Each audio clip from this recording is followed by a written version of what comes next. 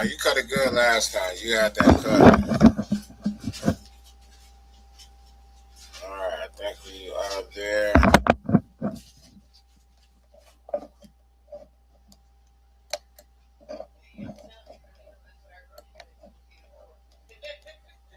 Yes.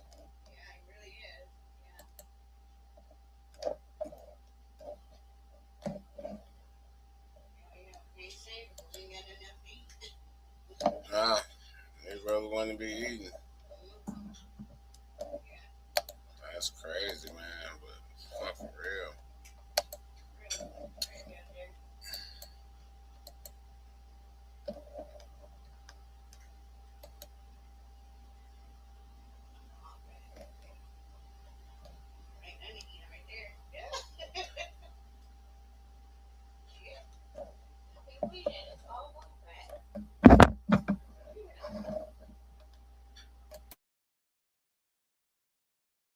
Record. We're on record in State versus Davis, C377-407. Anything that we need to address outside the presence of the jurors? Not from the state. Okay. And we have Mr. Ladd Yes. ready to go? Yes. Okay, we don't have to delay for him. Perfect. All right, we'll get the jurors lined up and we'll bring them right. They are lined up? Okay, perfect. And just so I'm aware, 1 o'clock tomorrow is the plan? Yes. 1 o'clock tomorrow. I think this is our last witness for today. I don't know how long it's gonna take, but Okay. So once I have them recess after this witness, we'll tell them to come back at 1 p.m. tomorrow. Correct. Okay, perfect. Sounds good. And are we still starting noon on Thursday? That's the idea. If you guys are ready at that time. So you guys can talk about it and let me know. Yes, ma'am. Okay, perfect.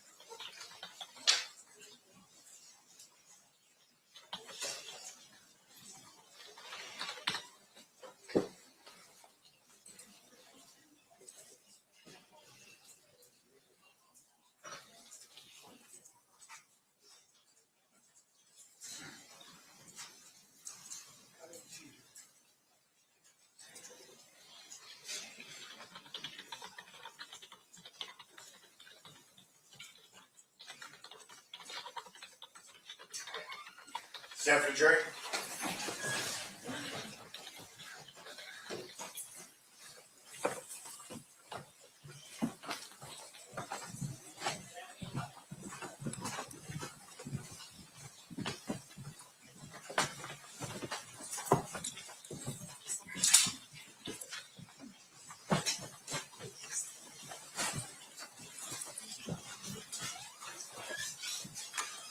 So the party stipulate to the presence of the jury.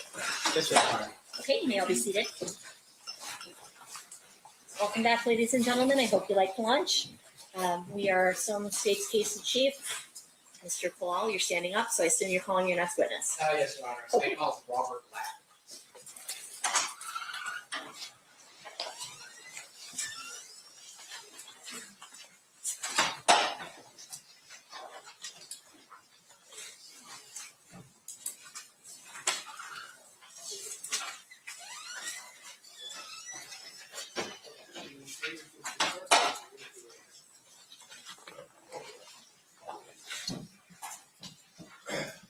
You do solemnly swear the testimony you're about to give in this action shall be the truth, the whole truth, and nothing but the truth, so help you God? I do. You may be seated. May I please have you state and spell your first and last name for the record? Robert Ladd, Robert Ladd. You may proceed, Mr. Palal. Thank you, Your Honor. Good afternoon, Mr. Ladd. How you doing, sir? Sir, can you tell us a little bit about your employment? Yes, I'm retired now, but I was a police officer for 32 years. Where did you start your career? I started in 1983 when I was hired by the city of Compton. And what was your initial position with the city of Compton? A patrol officer. And then did you change positions at some point? Yes, when I was a patrol officer for several years, and that really was my beginning introduction into the world of the Crips and Bloods, because most of the radio calls that we got in Compton revolved around gang activity. So I got to learn there, the way they dressed, the territories, how to read graffiti. And then in 1988, I was promoted to the gang unit. And for our edification, how big is Compton? Compton's a 10 square mile city. It had a population of 100,000 people, and we had 55 active gangs in this little 10 square mile city. And is it fair to say that most of the gangs were affiliated either with the Crips or Blood or Mob and various subsets of those types of groups? Yes, it was basically Crips, Pyrus, and Hispanic gangs. Mr. Palal, you've reminded me that this may be a good time to read the Taurus instruction. You're right. Ladies and gentlemen, you are going to hear testimony regarding drug trafficking, conspiracy, federal convictions, as well as gang affiliation. These are not offered to show the defendant's propensity to commit crime or any other improper purpose, and you may not consider it for those purposes. It is only offered to establish the credibility of his prior statement, the statements made by defendant, motive, and identity. You may proceed, Mr. Palal. Thank you, Your Honor. All right, and then tell us a little bit about your career in terms of, you said in 1983 you became a patrol officer and you were patrolling Compton, which had you responding to a lot of gang-related calls. Is that fair to say? That's correct. And then you ultimately go to the gang unit. Is that correct? Yes. And were you assigned a partner? Yes, my partner was Tim Brennan. And then who was the lieutenant in charge of the gang unit at that time? Lieutenant Reggie Wright Sr. During your time as a gang detective, did you also respond to a lot of gang activity in Compton? Yes, when I got into the gang unit in 1988, Compton was a very violent city. We were averaging 70 to 80 homicides a year and hundreds of shootings. So my responsibilities now were to investigate all gang-related crimes, gather intelligence, and photograph and identify gang members. And I also went out on a daily basis to try to contact gang members and talk to them when I arrested them. And also I tried to talk to them out in the field so I could kind of build a rapport with these gang members out there. Okay, so you'll have to forgive me, but when I think of a officer or detective rolling through Compton and trying to start up a conversation with a gang member, it seems weird to me that the gang member would want to interact with you at all. Like, how did you develop that rapport? Well, it doesn't happen overnight. It takes several years. You just gotta treat them fair, and you have to talk to them like you'd want to be talked to. And we didn't sweat them on the small stuff. We let patrol kind of do that. For instance, if they were out there just drinking some beer or smoking some marijuana or whatever, we'd come up and we'd talk to them and say, man, we're not going to sweat you on that stuff. And so over time, they say, all right, this guy's pretty cool. We'll talk to him. And then your partner, Tim Brennan, he ultimately was given a nickname Blondie. Is that right?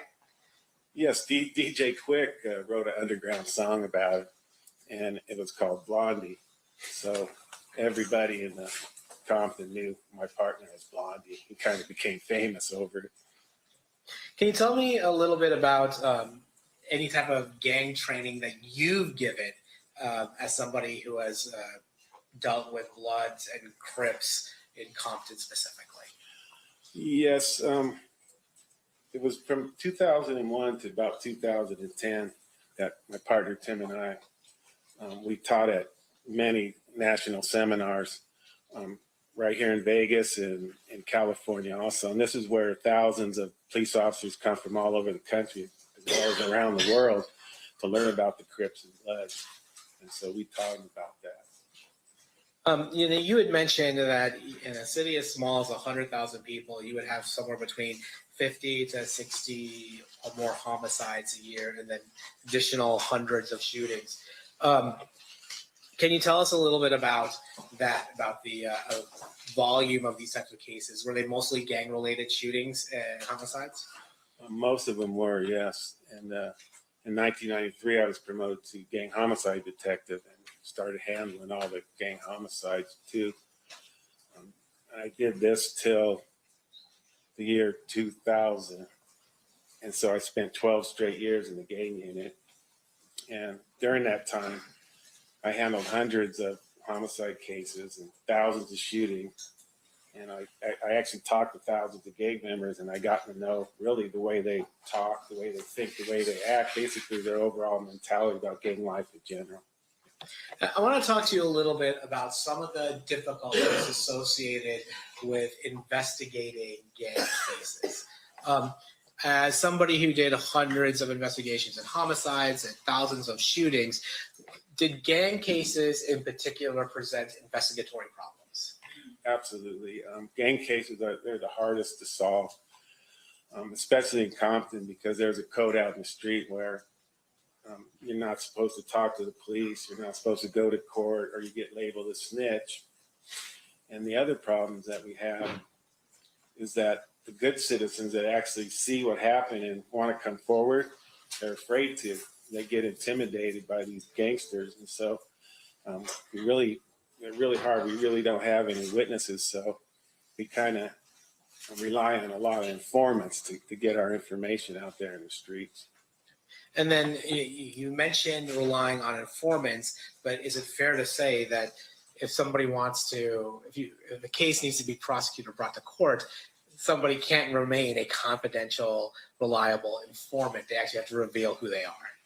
That's true. And as part of your investigating homicides and shootings, was that a problem to get people to come forward and testify as opposed to giving you information on background? Yes, it's very difficult because when they come to court, if you can get them to come to court, they don't want to get involved. They don't want to say anything, so they're not cooperating. And you said being labeled a snitch was something that was frowned upon.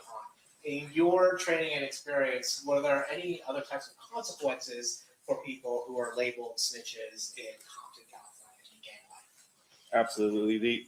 These guys take the code very seriously, and if you get labeled a snitch, it's probably the worst thing that can happen to you as a gang member. You're probably going to have to leave the state if you want to get, if you don't want to get severely beaten down all the way up to getting murdered. So they take it very seriously. Now, I'm going to ask you now about a gang in particular. I'm going to ask you about the Southside Compton Crips. During your time in Compton, California, were you familiar with the Southside Compton Crips? Yes, sir. And can you tell us a little bit about the Southside Compton Crips? Yes, the Southside Crips, they're located in the southeast portion of our city, and their area, they're one of our larger gangs. It's probably a half mile in every direction. There was an excess of 100 documented active gang members at the time, and they identified themselves by wearing the color blue. So when you contacted a Southside Crip member, he's going to have something blue on, a blue shoestrings, a blue rag, anything blue identifies him with being a Crip gang member. And also the Southside Crip members adopted the Seattle Mariners baseball cap. It's a blue cap, it had an S on it, and to them, the S stood for Southside Crips. Now, I'm going to direct your attention to specifically the mid-90s, 1995, 1996. Were you familiar with somebody by the name of Dwayne Davis? Yes. Were you aware, was he somebody that was a high-ranking person in that gang or a low-ranking person in that gang? Well, as high as you can get, yeah. Now, what are the different levels of gangsters in Southside or just general gangs? Are there different levels? Yes, there's definitely a hierarchy within the black gangs in Compton. There's really 3 phases that these guys go through. The first phase is the BG or baby gangster phase. And this is the time when they're just joining a gang. And usually most of the time, not all the time, they get jumped in. And by getting jumped in, you have to show how tough you are. So it's probably lasts about a minute, maybe 2 minutes, where 5, 6, 7 gang members are going to try to beat this guy up, and he's got to fight with them to show how tough he is. And if he passes, he gets to join the gang. And these are the ages between 12, 13 to 15 and 16. And this is the beginning stages. So they're out there doing low-level crime, such as graffiti, selling drugs for the older gang members, and being lookouts. And then is there a level above that? Yeah, the next level we call the gangster phase, and that's from the ages from 15 to 16 to about 25 or 26. Now, this is a stage where these guys do the most violence. They're the ones out there that are committing the drive-by shootings and murders and robberies and carjacking. What they're trying to do is they're trying to earn their stripes for the gang so they can get kind of respect within the gang. So this is the most violent time for these gangsters. And then is there another level in the hierarchy? Yes, the last level is ages 25 to 26 on up. And these are the guys that a lot of them went to prison during their gangster phase. And a lot of them are getting older now, and they put in the work. They call it earning their stripes within the gang. They're getting their respect. Now they're the older gangsters. And these guys become the leaders or shot callers of the gang. And they tell the younger officers what to do. And again, they take this very seriously. If the older OGs tell the younger gangsters what to do, they do it without hesitation. If they don't, there's going to be severe consequences. I've seen all the way from severe beatdowns all the way up to murder. Right. Now, in that hierarchy, so we have baby gangsters, just what was the middle one called? Just gangsters? Just Gangsters, and then like OGs. Did you happen to know in the mid-90s where Dwayne Davis stood in that hierarchy? Yes, he was a shot caller. Your Honor, when they approach? You may.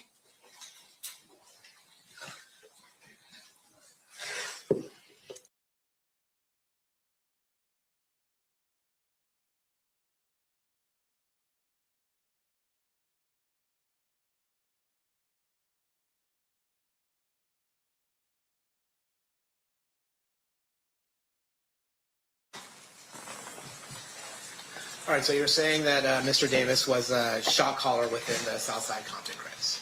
Absolutely, yes. And what does that mean? Well, he could tell the younger gangsters what to do, and if they don't listen, like I just said, there's going to be severe consequences. The younger gang members are supposed to do what they're told without hesitation. Now, were you aware of whether or not Mr. Davis was a narcotics trafficker? Yes, he was definitely a high-level narcotics dealer. Compton, we're a small city, and we didn't have the manpower or the resources to go after a major narcotics dealer like Mr. Davis.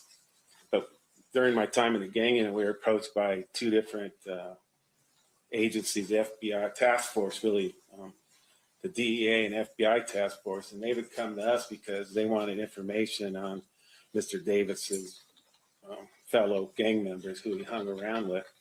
And basically they would tell us that he's trafficking narcotics across the United States all the way to the East Coast.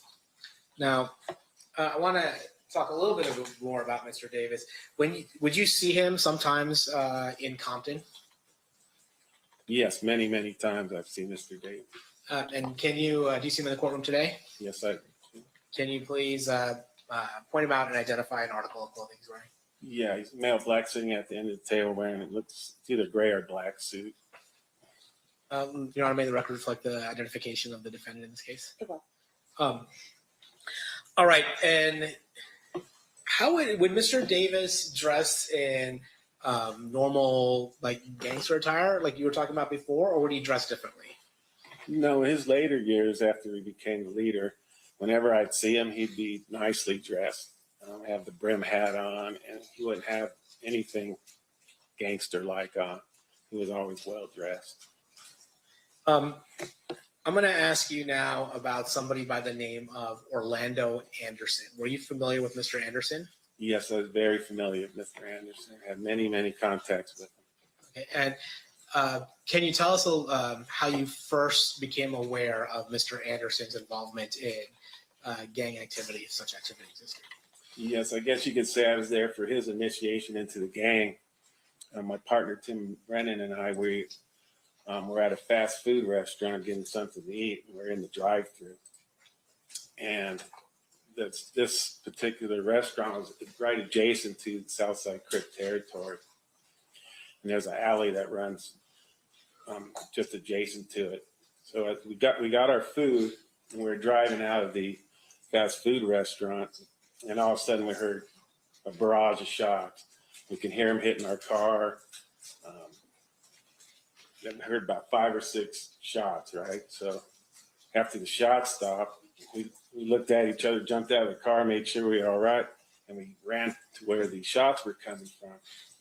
And witnesses were pointing down the street, and I saw 3 male blacks running down towards a known gang hangout. So these guys ran in there. We called the troops. We subsequently arrested Orlando Anderson and 2 other people. And during their interviews, they said that was part of their initiation. They didn't have to be jumped in if they tried to kill me and my partner. So they were automatically in the gang, and Orlando Anderson wasn't the shooter during this incident. Was not. Was not. Now, were you familiar? Well, did Orlando Anderson, to your knowledge, have any relation to Dwayne Davis? Yes, we found out that it was Orlando Anderson was Keefe's nephew. I'm sorry. That's fine. And Keefe is what Mr. Davis went by. Yeah, Keefe D. Yeah, Keefe D. Is that kind of how you're used to referring to Mr. Yes, Davis? I kind of know them by their nicknames, really. Okay. And then, were you also familiar with somebody by the name of Terrence Bubble Up Brown? Yes, had many contacts with Mr. Brown. He was kind of an older gangster, call him a wobbler. I still considered him in the gangster phase, but he kind of was a little older too. And I guess in the mid-'90s, what phase or what level would you say Orlando Anderson was? Definitely gangster phase. And then, did he go by any nicknames that you're aware of, Orlando Anderson? Yes, Baby Lane. And then, were you familiar with somebody by the name of DeAndre Smith? Yes, DeAndre Smith, many contacts with him. Again, admitted to me, he's a Southside Crip member. His nickname was Big Dre. Why was he called Big Dre? Because he was a big man, and he was like 6'4", probably 300 pounds. He was a big guy. Were you also familiar with a gang called Mob Piru? Yes. Can you tell us about Mob Piru? Yes, they're a gang in the city of Compton, and they're located in the northeast portion of our city. Their gang used to be called the Looters Park Piru. That was their territory. In about 1975 or 76, a group of kids over there wanted to start their own gang and have their own territory, so they started at Mob Piru, which stands for Members of Bloods. Now, their area is probably a quarter mile in each direction, and there's probably 45 to 50 active gang members in this gang also, and they identify themselves by wearing the color red. So, and just like the Crips wore anything blue, the Pirus or Bloods wear everything red. Now, we're going to talk a little bit about the flare-up between Mob Piru and Southside Crips, but even before any of the music or any of the particular 1990s issues that we're here to discuss, would it be fair to say that Mob Piru and Southside Crips were natural rivals? Yes, the Bloods and Crips never got along since they originated way back in the early 70s. They're kind of like just natural enemies because one wears red and one wears blue. Were you familiar with whether or not Mob Piru associated with any particular record label in the mid-90s? Yes, Death Row Records.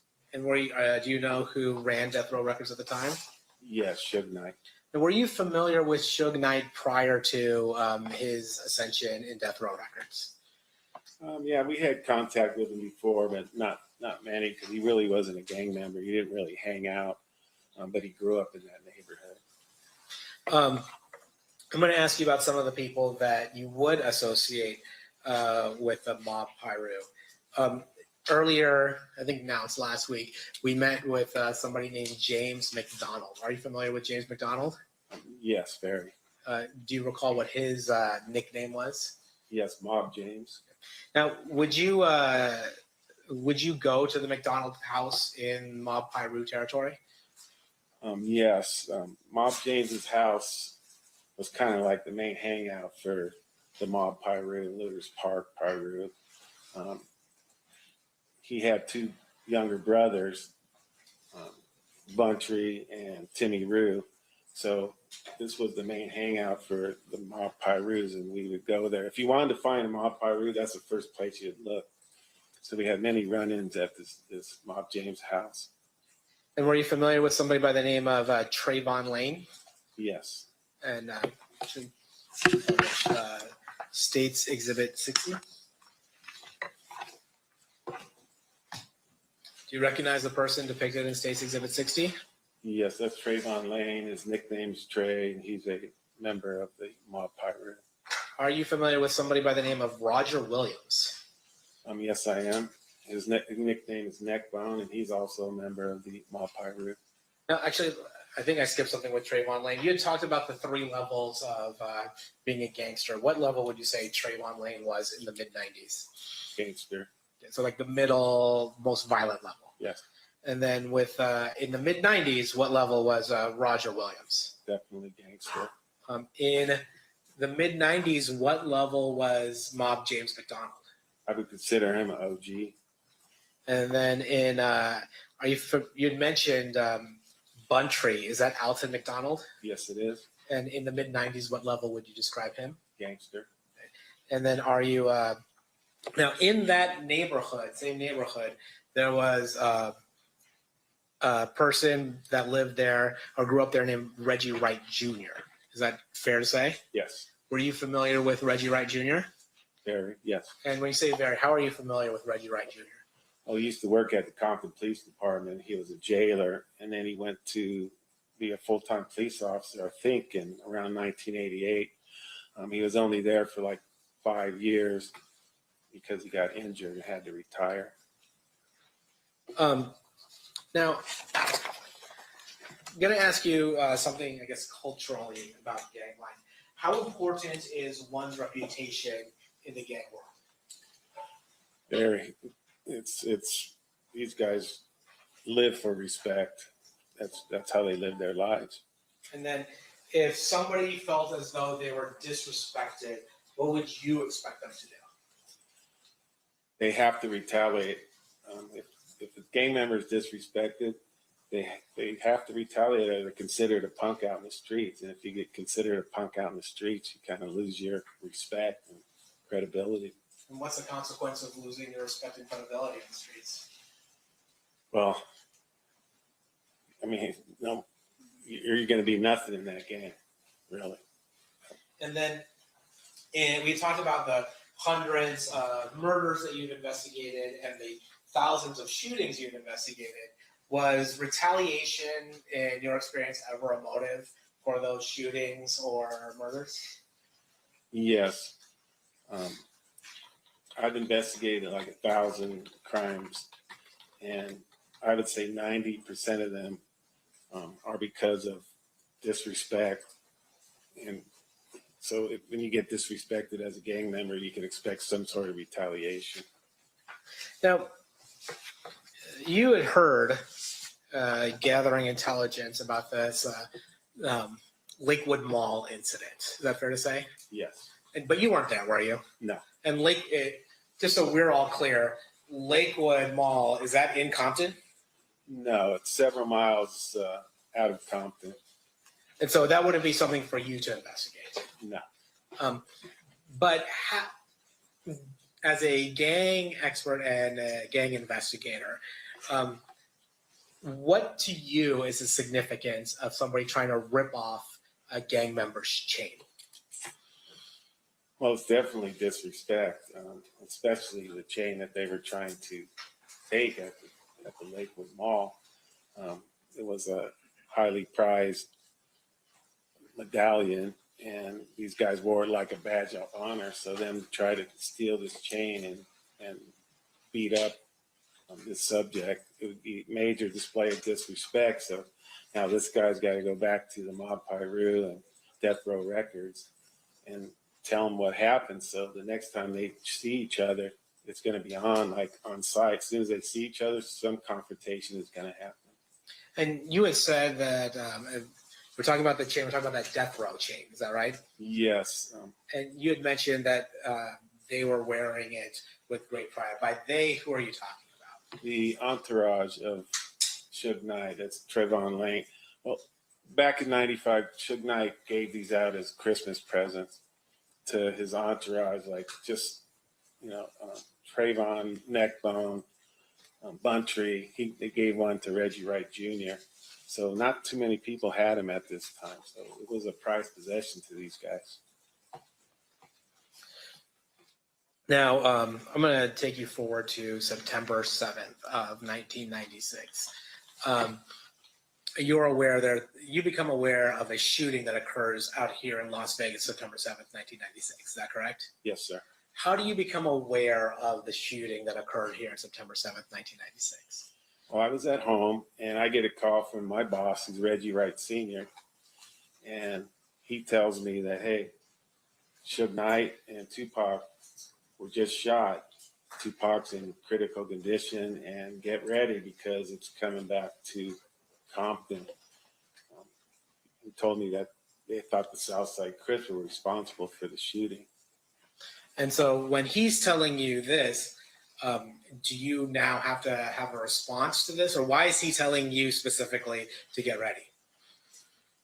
Because when you disrespect and shoot the biggest rap mogul on the planet and the biggest rap star on the planet, and he surrounds himself with the Mob Piru, then there's going to be some sort of retaliation. And all these guys were from Compton.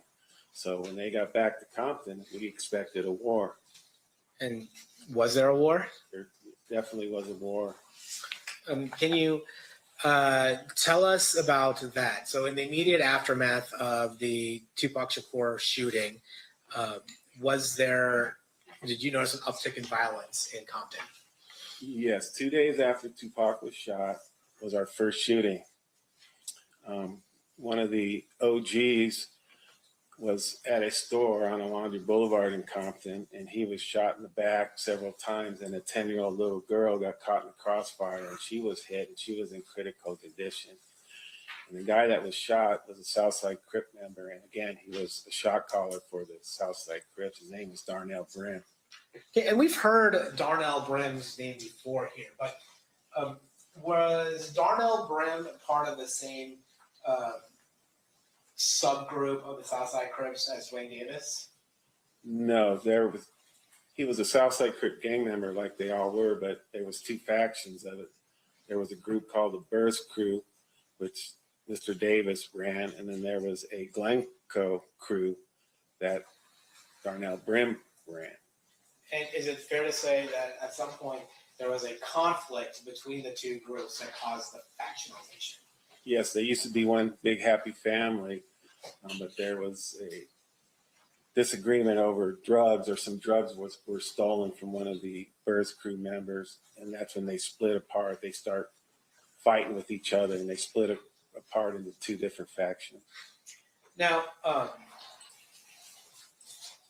in your understanding of gang culture, would Mob Piru, if they're seeking retaliation, would they be discerning about which crew or which part of the Southside Compton Crips they were shooting at, or would it just be you find a Southside Crip and then you start shooting? Yeah, they don't care. When they go hunting for somebody, they don't care which faction he's from. If he's a Southside Crip member, or they're going to go after him.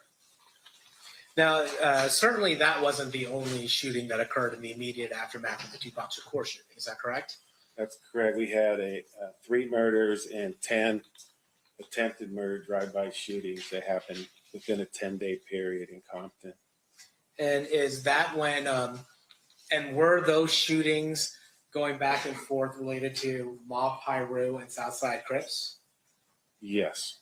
So, I mean, you had mentioned earlier, there's 53 or 50 plus gangs in this 10 square mile radius. But during this particular heightened sense of violence, what was happening was the shooting back and forth between Mob Piru and Southside Crips. Yes, but basically what it told me as a gang investigator right after the first shooting of Darnell Brim, to me there was no doubt in my mind that the Southside Crips were responsible, because the Mob Piru had to retaliate, and they had 54 other gangs to choose from, but they went right after the Southside Crips. So there's no doubt in mind who's responsible for shooting Tupac and Suge Knight. Now, as a result of this, in October, you and your partner Tim Brennan put together a multi-house search warrant. That is correct. And what was the purpose of this search warrant? Well, we had 2 purposes, really. One, there was a war in the city of Compton, and innocent people were getting shot, as well as gang members. And so we wanted to put a stop to that. So by hitting houses on both sides, both the Pirus and the Crips, and we wanted to quell the violence and try to stop it. The other reason was we wanted to try to help Las Vegas PD with their investigation of the shooting of Tupac and Suge. And when you said you wanted to help the Las Vegas Metropolitan Police Department in their investigation of who shot Tupac and Suge, can you elaborate more on how you believed this search warrant might help Metro in this investigation? Yes, the way we handle gang-related homicides is when we did these search warrants, we'd find a reason, hopefully, to arrest them. We'd find guns and narcotics in their house, and then we'd bring them down to the station. So you would have all the players that were involved, like that we were heard about, that was involved in the shooting of Tupac Shakur. So we rounded them all up, and hopefully Las Vegas PD would come down and try to interview them, try to get one of them to cop out, or to try to put them in Las Vegas, whatever they want to do on their investigation of the murder. We rounded up all the people for them. So that's how we help them. So the search warrant served 2 purposes. You have an active war going on, and you're trying to slow the violence in Compton, but you're also thinking, well, maybe we can get some of the folks who we think might be involved in the Tupac shooting to start talking as well. Correct. Did Las Vegas Metropolitan Police Department send detectives out here for that purpose, or out there for that purpose? Yes, they sent 2 detectives. Now, with regards to the search warrant itself, were a number of firearms recovered as well? Yes. And was part of the goal that maybe not only just take the guns off the street for the Compton war, but was there a hope that maybe the firearm for the Tupac Shakur murder might be recovered as well? That's correct also. It's fair to say that that did not happen. That's correct. You know, I'm actually going to approach with state's proposed exhibit number 161. Okay.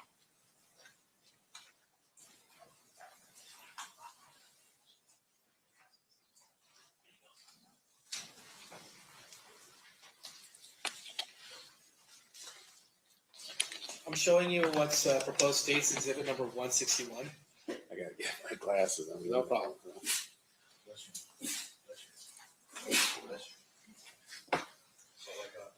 Okay. Do you recognize what's in state's proposed exhibit 161 is? Yes, it's a search warrant. And can you open it up and look through it? Do you recognize the search warrant? Yes, I do. It was a search warrant that we prepared. Well, Tim wrote after the Tupac shooting.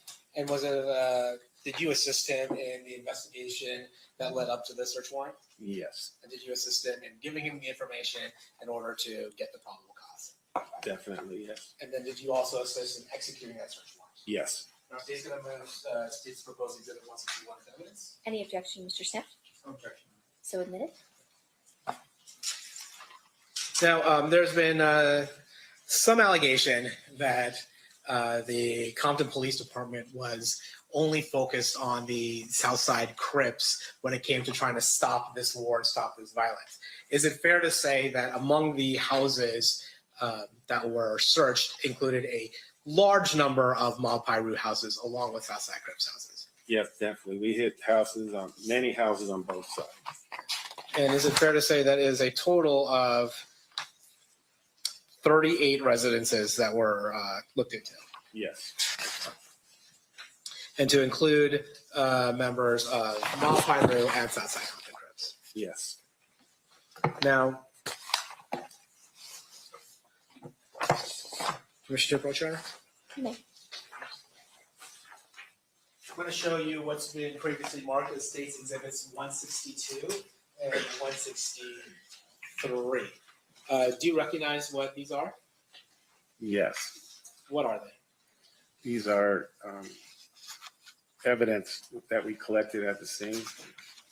Okay. And without going into the addresses, is it fair to say that these were evidence that were collected from Dwayne Davis's house and Dwayne Davis's family's house? Yes. Now I'm going to move State's Exhibits 162 and 163 to evidence. Any objection? No objection. So admitted.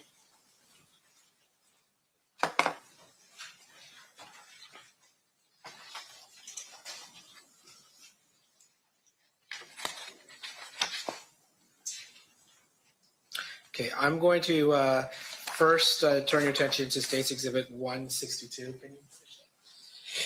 Yeah, you just want me to avoid the address, though, right? We have to avoid the address, so maybe take it off. Jessica, maybe take it off me while it comes up, so we can avoid the address itself.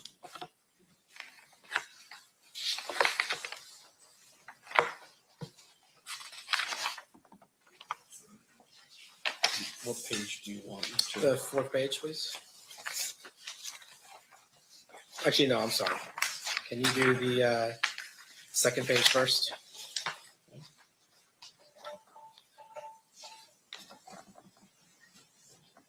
Okay. Yes. Okay, so this is the first address we're going to talk about here. And again, we're not going to go into what the actual address is, but do you recognize the people that are listed that were located at the address?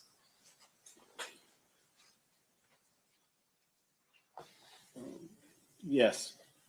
And fair to say they were members of Mr. Davis's family? Yes. Now I'm going to turn your attention to the next page. And under on line number 5, do you see what's listed there as the receipt? Yes. And line number 5 is one hotel's receipt. Is that correct? Yes. And then line number 6 is one Compton Municipal Court subpoena. Is that correct? Yes.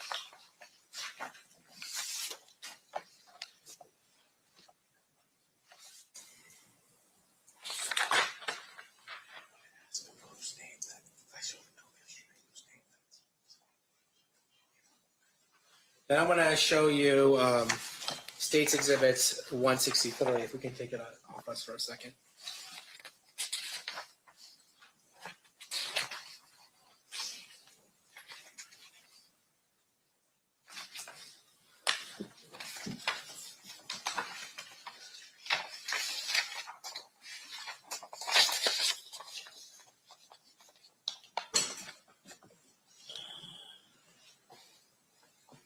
Well, if you give me half a second here. Sorry, can we approach? I think you just got to show it to Mr. Blau. I don't think we can put it up. Okay. Is what it says.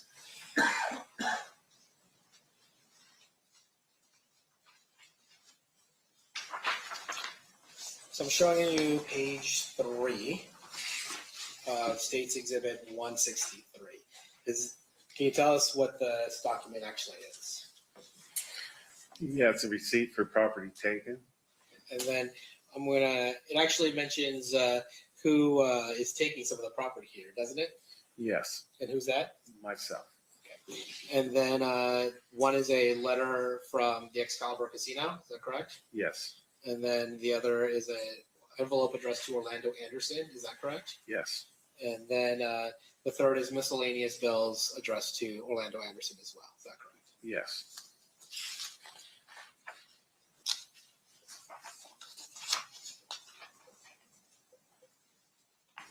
And all of these three items were collected by you, is that fair to say? Yes.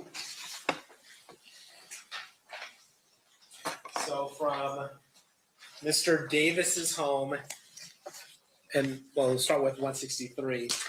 We have from Mr. Anderson's home, we have a receipt from the Excalibur. Is that correct? Yes. And then is part of the reason why you're collecting that receipt is because it's relevant to the investigation as to who shot Mr. Shakur. Yes, we thought it might be significant that it showed that Mr. Davis was in Las Vegas at the time of the shooting. I guess in this one it's Mr. Anderson, correct? Yeah. And then from Mr. Davis's house, there's also a receipt, a hotel receipt that was collected. Is that fair? Yes.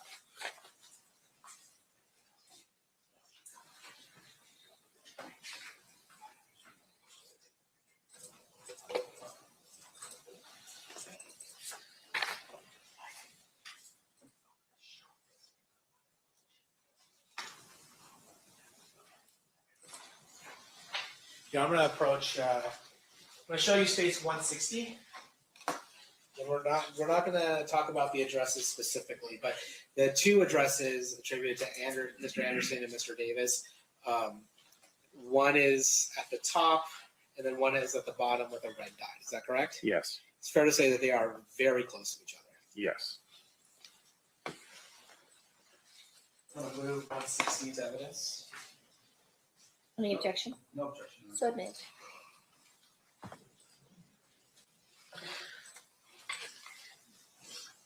So Mr. Anderson, was he one of the people that was caught up during the search warrants, this 38 house search warrant?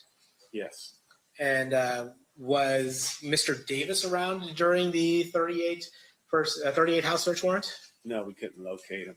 So you were able to locate Mr. Anderson, but Mr. Davis was just not around. Correct.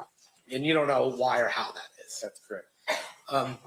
But with regards to Mr. Anderson, it's fair to say Mr. Anderson at that point is a person of interest, at least, in the shooting of Mr.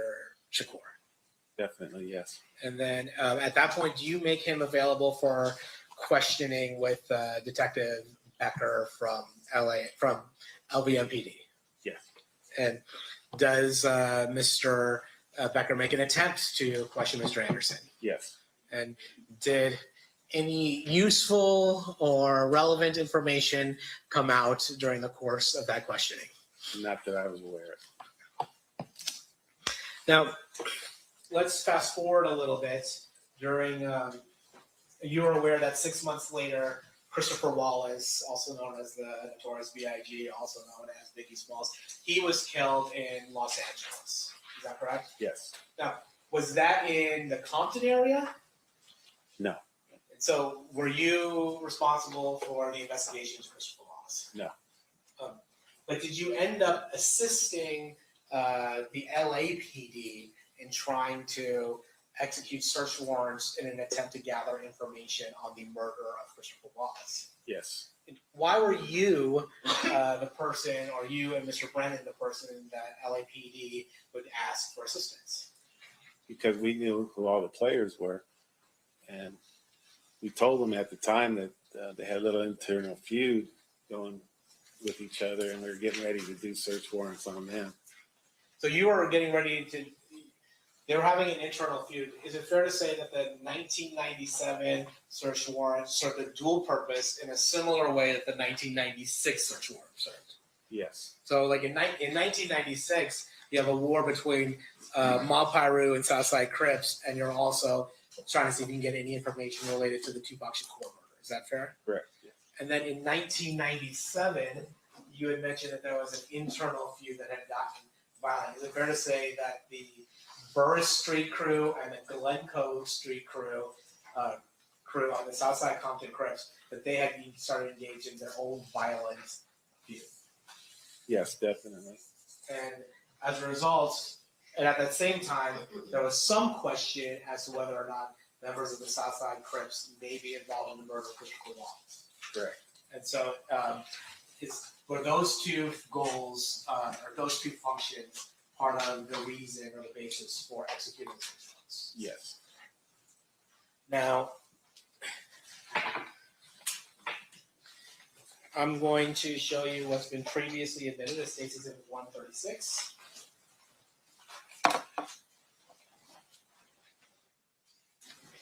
Do you recognize State's Exhibit 136? Yes. This is a search warrant we did on. And we're not going to talk about addresses, Vibrant, but it's a search you did on a different house from the houses that you did in 1996. Is that correct? Yes. And this is a different residence that was associated with Mr. Davis. Is that fair? Yes.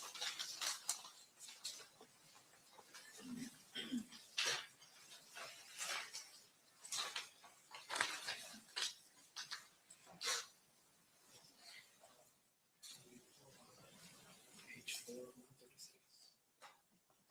It's not actually 136, but it is. Just give me a second. Of course, about this genre, we're just pulling that up. Sure.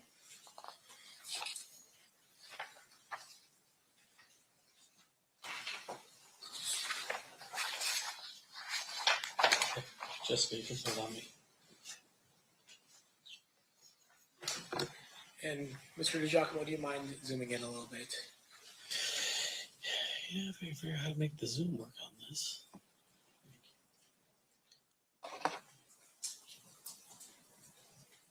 Oh, that didn't work. Let's see if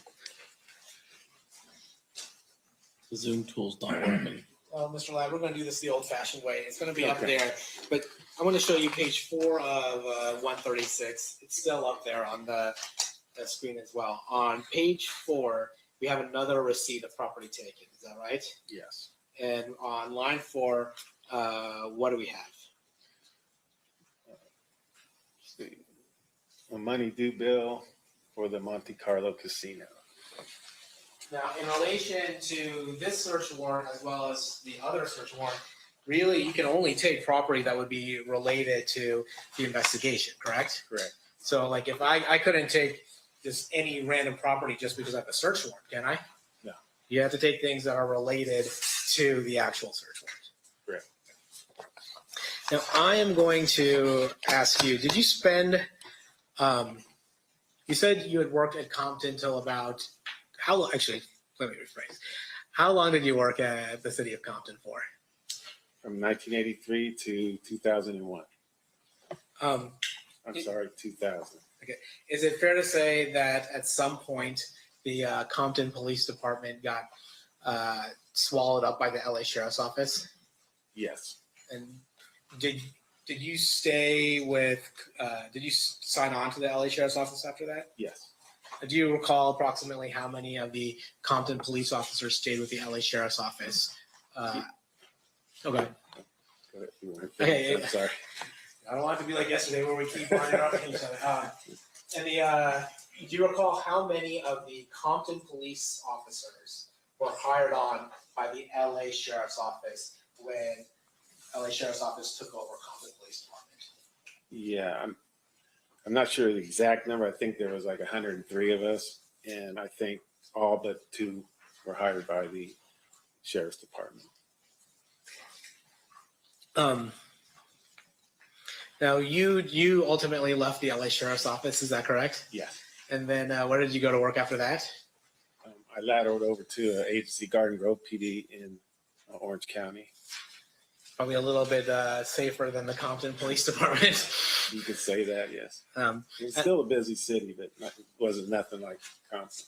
and then during that time period is when you started giving talks with Detective Brennan regarding your experience working blood and Crip gangs in Compton.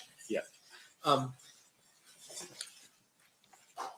Is it fair to say that Detective Brennan is no longer with us? Yes, he passed away of cancer several years ago.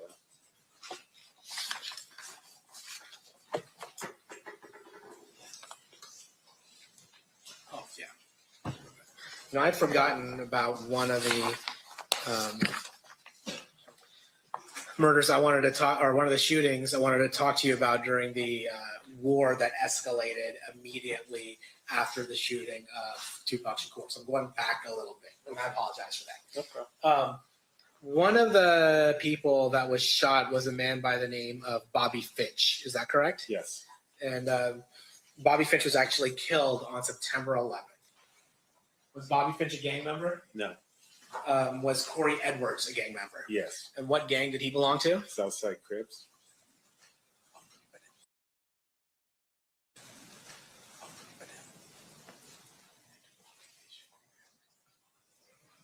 And do Bobby Finch and Corey Edwards look alike? Yes, they do. Seal pass the witness. Does anyone need to use the restroom before we get into cross? Seeing no hands, Mr. Sampson. Oh. You good? You're good? Restroom. Okay, perfect. All right. During this recess, you're admonished not to talk or converse amongst yourselves or with anyone else on any subject connected to the trial, or read, watch, or listen to any report or commentary on the trial of any person connected with this case by any medium of information, including without limitation, newspaper, television, the internet, and radio, or form or express any opinion on any subject connected with the trial until the case is submitted to you. We'll have you guys back here at, let's say, 2:15. Please rise for the jury.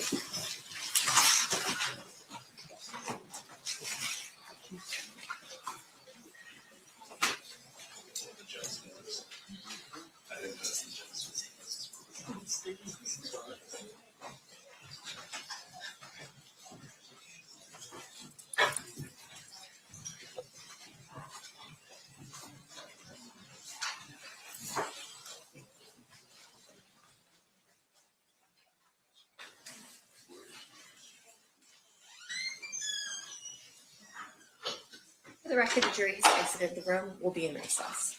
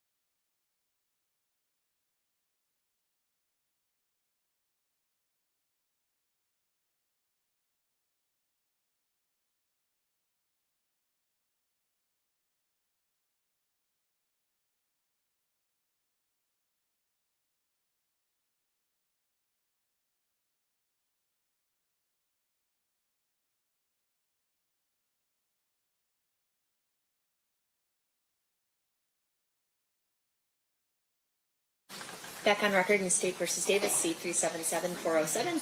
Anything we need to address outside the presence before we bring the jury in? Top of the state. No, Your Honor. Okay, let's bring him in. Randy.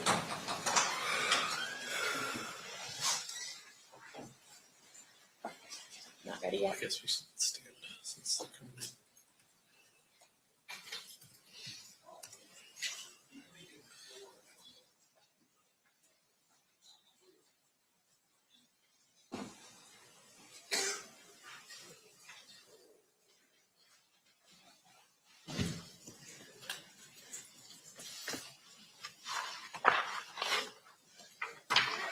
Staff adjourned.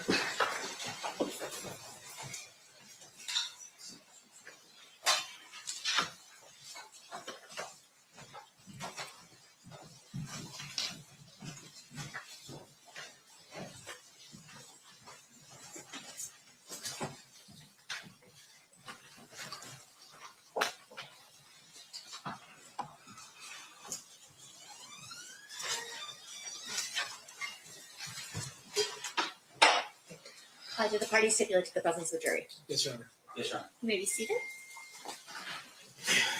All right, we're on cross. So whenever you're ready, Mr. Stamp, you may proceed.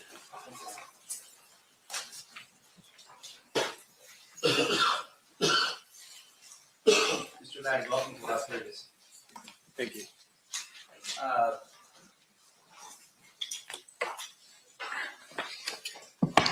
Now, during your time in Compton, seems like it was a pretty colorful time where you were there. Very active, yes. There's a movie called, I think, End of Watch. Have you ever watched that movie? No. Okay. Have you ever watched any movies at all from that time period? Like, say, I don't know what was out there. Any of the LAPD movies during that time period? Have you ever watched any of those? You have to be more specific. I know. Sorry. I know. I'm trying to figure out. There's another one out there besides End of Watch. But you share basically your experience working as a Compton police officer to the time you started working as a detective for gangs in a book that you wrote. Yes. And that book is called and entitled Once Upon a Time in Compton, right? Yes. Okay. Now, you do write this book in addition to Timothy Brennan, your partner. Yes. Now, in the book, I've read the book, and when you guys are working together as a team, it's Tim and Bob, right? In the book, you guys, Tim and Bob, we did this. Tim and Bob, we did that, right? Yes. Now, the book itself, as you created the book, fair to say that was a book that I would think that you would be proud of, the work that you put into the book. Yes. And in terms of the book itself, you could sit here basically as you're talking with us and this jury today, that the book is accurate in terms of what you recall during that time period, right? Yes. And you would have taken great pains to make sure that book was accurate before it was published. Yes. For instance, if you read something in the book that wasn't accurate and it wasn't published yet, you would make a note to either tell Tim or this other lady, I think her name is Lolita, that, hey, this isn't quite right. I don't remember that. And there would be some discussion, maybe changing or something, right? Yes. Okay. And in order for you to write the book, and I think you published this book in 2017. Correct. And you started working for Compton in what year? 1983. So, and you start off in the book from 1983 on in terms of your experience working as a police officer in Compton, as well as Tim's experience working as a police officer in Compton, right? Yes. Did you, I would imagine you would have used notes and that kind of thing to help refresh your recollection and help remind you of certain events, certain cases, that kind of thing. Yes. Yeah, because in the book, for instance, there's a lot of different people you run into. There's a lot of different scenarios you run into as well, right? Yes. Most of it was based off our memories, but Yeah. like for the search warrant or whatever, we could go back to search warrant and look at that to refresh our memories. Right. Most of the stories are just from my memory. Yeah, and fair to say, of course, it's also Tim's memory as well. So something that you would remember, he would remember, and vice versa. And you go, oh yeah, I remember this now, and you would say, oh yeah, I remember that now, right? Yes. So part of the book, in essence, really is it's teamwork between you and Tim and Lolita writing the book for you. It's a collaboration. Collaboration. Okay. Now, did you write any of the book yourself? Basically, we got Lolita Files to write the book, and we told the story to her. Right. And basically. so And she actually wrote it, but it's our story. right. And Lolita, meaning that this was an experienced writer that you recall, right? Before she wrote the book. Absolutely.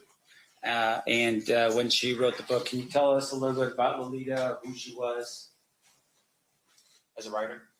Yeah, she had several books that were published prior to that, and she was very up on the hip hop scene. So when we got together, and we kind of just clicked, and we collaborated to write the book. And in terms of her background and so forth, did she go to school for that? I'm not sure. All right. And was she working as a journalist or a writer prior to you meeting her to write this book? Yes.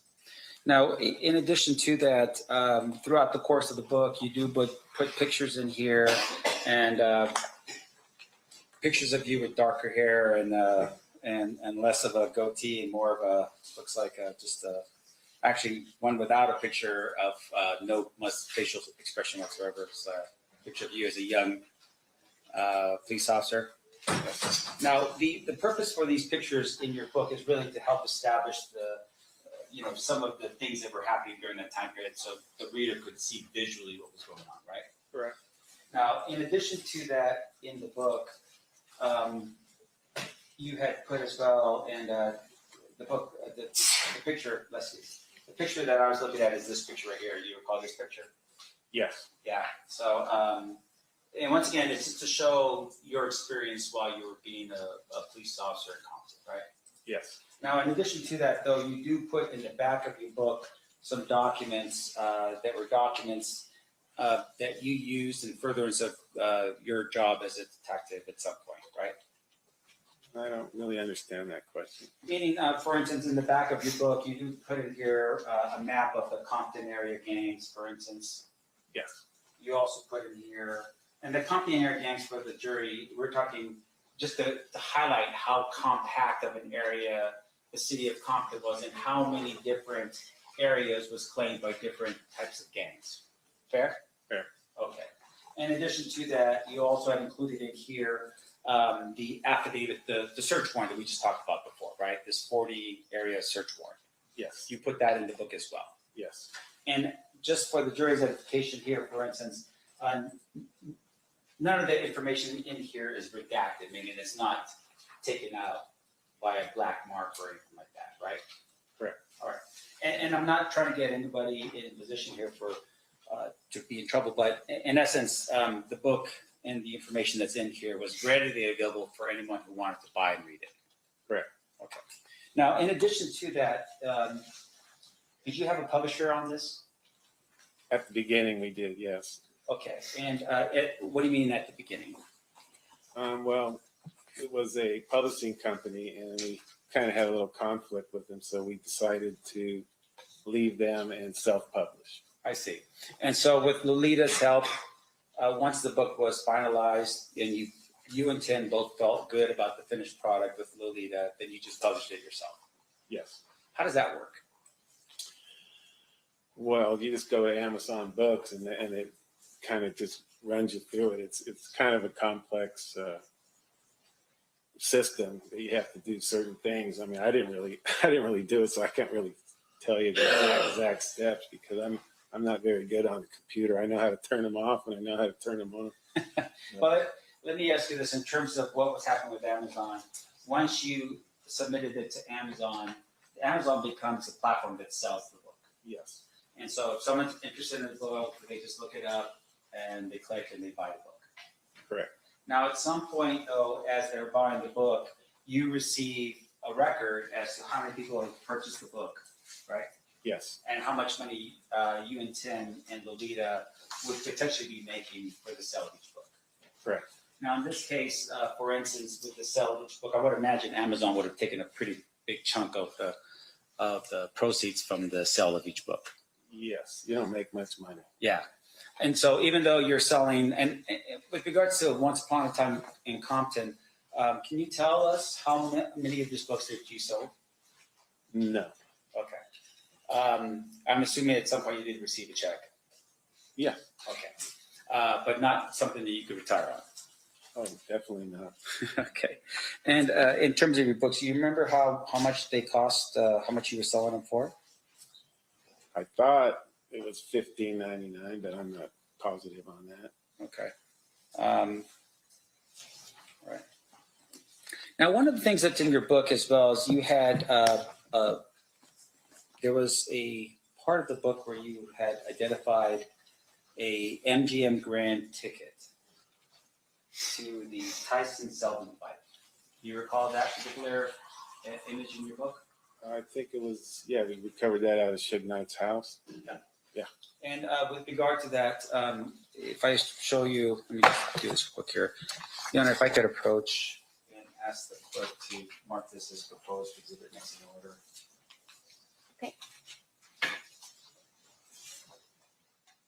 What is the next order, Jess? B. DD. She'll put it on there. Is it B? B? DD. Okay, got it. It'll be a minute. Thank Oh, was there any objection? I apologize. I just need to say it first.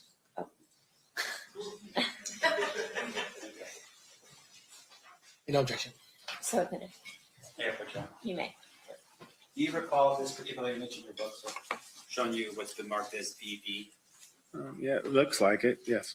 Okay, and that was a ticket stub, it looks like, to the Seldon Tyson fight Yes. on September 7th, 1996. Yes. And that ticket stub was located in Suge Knight's house. Yes.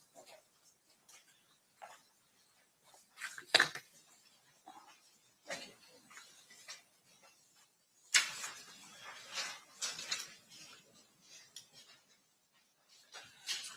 Motion for the jury here so they can see. Do you recall when Suge Knight's house was searched? The day that I think it was October 2nd, the day we served all 38 search warrants. I see. And so his house was one of the houses that you were searching to basically try to quell any potential violence in Compton as well as gather information. Yes. Now, with regard to this particular ticket, though, because it was captured, there was an understanding between all the police officers conducting all the searches at the same time that you were looking for information leading to the murder of Tupac that had occurred in September. Yes. So with regard to this ticket, for instance, because it was the Seldon Tyson fight on the night of Tupac's murder, this ticket was obtained by you or kept in evidence as part of your investigation. It wasn't part of our investigation, no. It was for Las Vegas PD. Right. So let's get a little bit into that. So, and I want to make sure that the jury understands. So in terms of the actual murder investigation itself, that was the jurisdiction of Las Vegas Metro. Yes. And so, which I guess is difficult here, right? Because potentially everyone that's a potential suspect in the Las Vegas murder potentially would have been residing in Compton, right? Not necessarily, but most of them did. Yeah. And so on this particular day, when you're out executing the search warrant with all the different locations, you had invited the detectives that were assigned to the Metro homicide investigation here to come out to Compton to be present so that they can interview people if they wanted to. Correct. All right. And so this particular piece of information would have been something that they would have been interested in, I would assume. Yes. All right. Now, we talked a little bit about what was also found, and you had indicated that there were some receipts, some hotel receipts that were located. Where did I put that?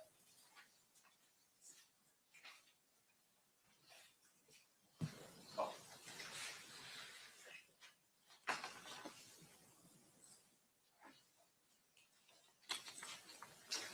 I think the state had already presented this to the jury. What was the last exhibit you guys put up for that? It's 161 and 162. It's just, that's the entire return for all locations. Yeah. Two are up there. Sir, what you were showing earlier in terms of the affidavits in this case, thank you.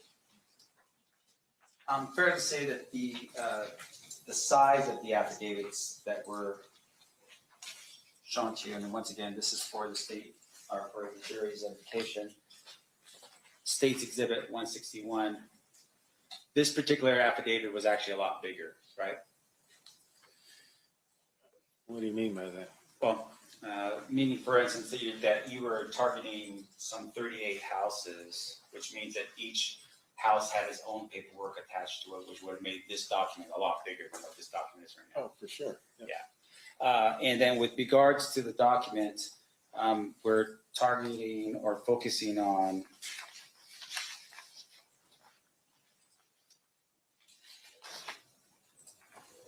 the first item here. Looks like was a, let's see here. In State's Exhibit number 162, there was a reference here to a hotel receipt. Right? Yes. Now, the property report here that we're looking at on 162, which I will show without the, this is the property report that we referred to earlier, right? Yes. And the hotel receipt that's on there is one of the items that was taken from this particular property, right? Yes. Do you have that receipt? No.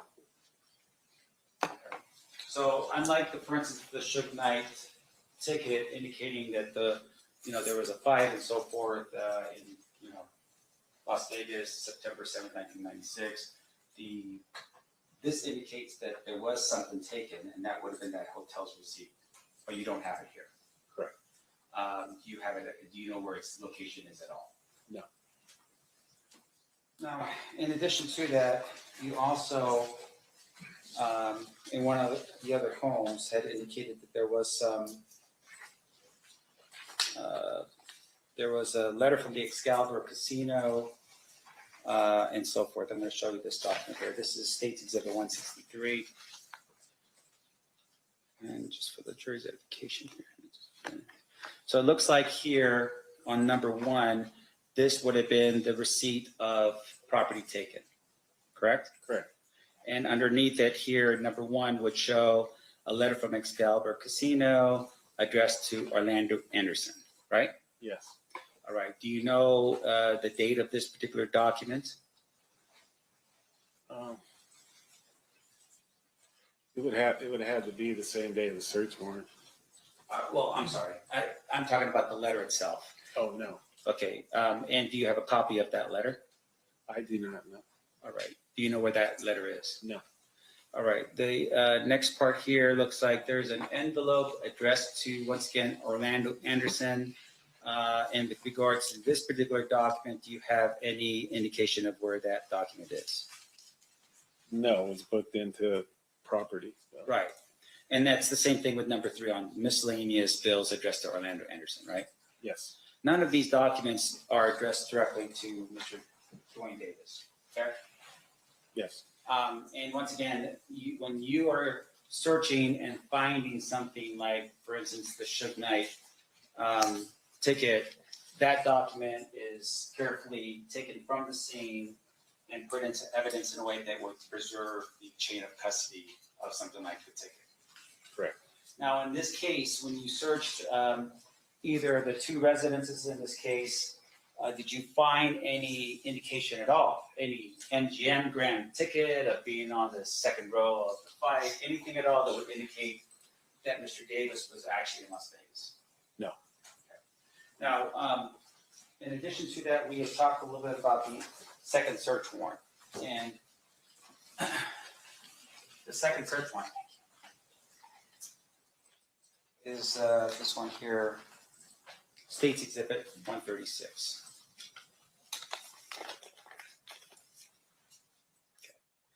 Now, when a search warrant is executed in California,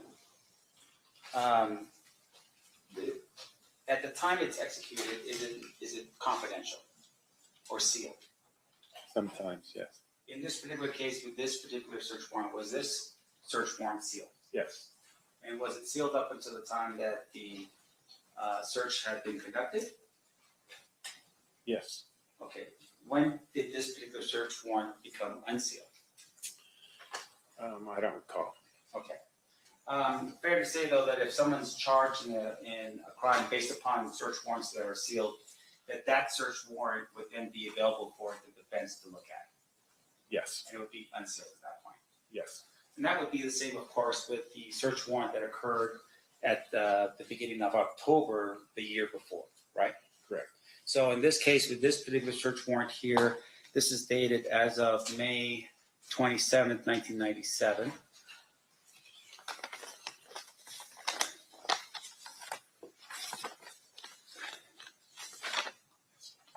On this particular one here, you had indicated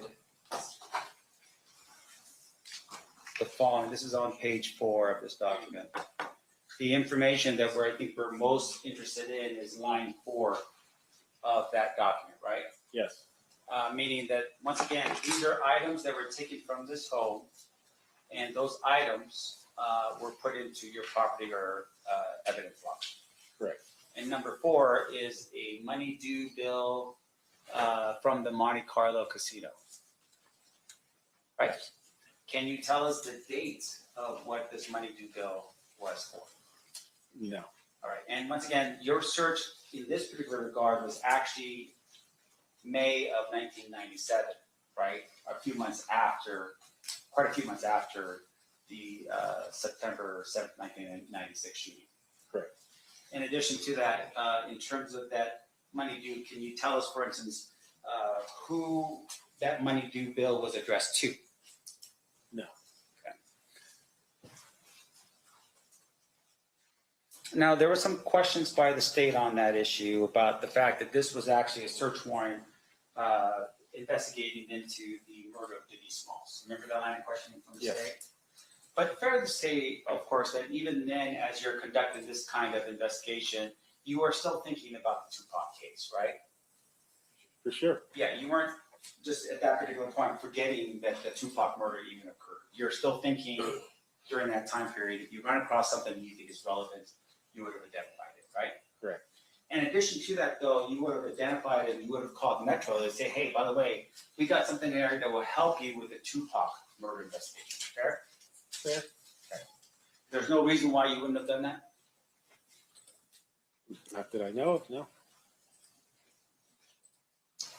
Now, we talked a little bit about the size of some of the people that were involved here. And I think, was it DeAndre Smith you said was a pretty big guy? Yes. All right. And you said he was like, what, 6'2", 6'3", and about 300 pounds, something like that, big guy. About 6'4", 300 pounds. Okay. Did he play any sports, as far as you know? I think he did, but I'm not positive Okay. what sport. Now, are you aware of an individual by the name of Terrence Brown? Yes. And was Terrence Brown one of the individuals that was potentially a suspect in the Tupac murder? Yes. All right. Now, with regards to Terrence Brown, can you describe for us how, like, his size as well? Yeah, he's approximately a little shorter than you, and just medium built. So a good-looking guy. I'm sorry? I don't know about that, but So it's a little bit shorter than me and about my size. right. Okay. Let's just put it down as I'm 6'2", so that's like I'm just kidding, 5'8" and something else. And then in terms of the at the time with Terrence Brown, you are aware that Terrence Brown actually dies in 2015. Yes. And when he dies, do you know how he dies? Yes. How did he die? He was at a marijuana dispensary in Compton, and a robbery occurred, and he got killed during the robbery. So based upon the way he was murdered in that case, no indication that that was some type of retaliation for the murder of Tupac in 1996 or 7. No. In addition to that, in 1996, I apologize. With regards to DeAndre Smith, do you know when he passed?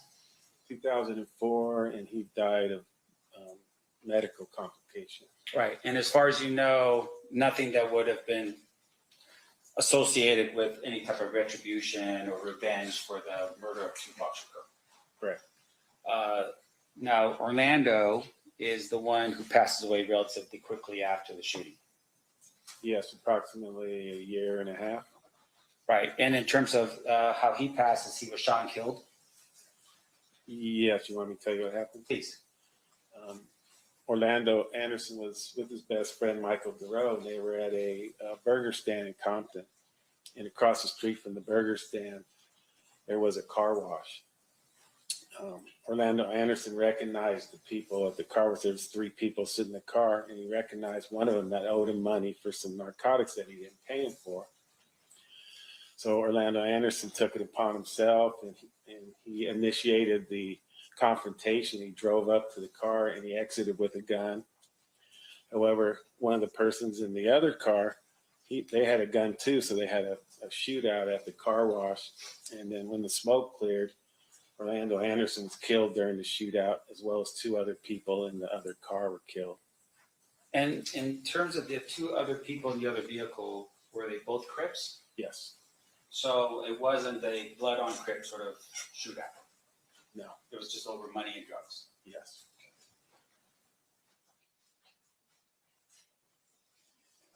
Now, we've had some discussion here about Darnell Brim.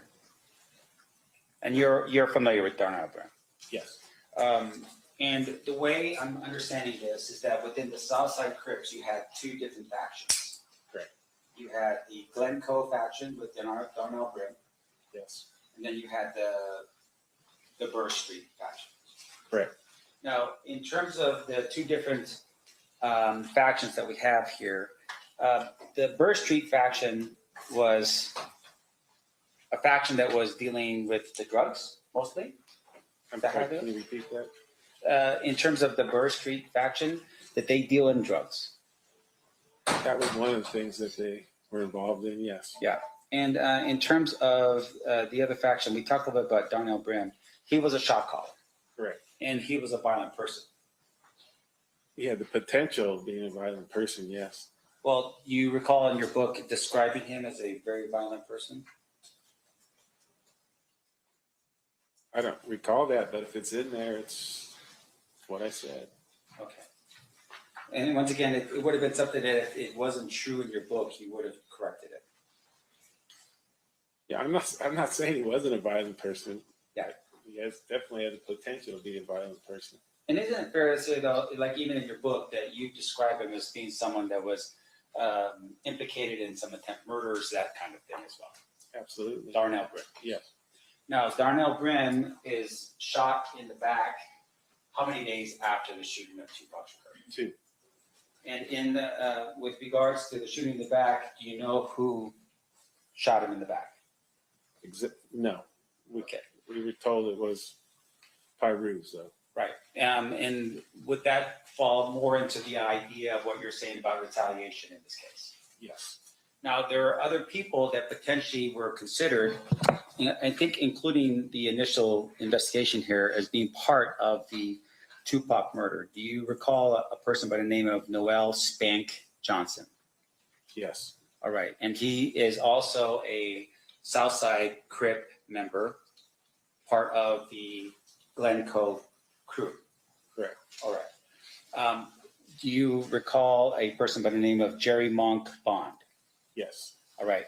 Once again, part of the Glencoe crew. Correct. And then also Orlando Anderson. Correct. Okay.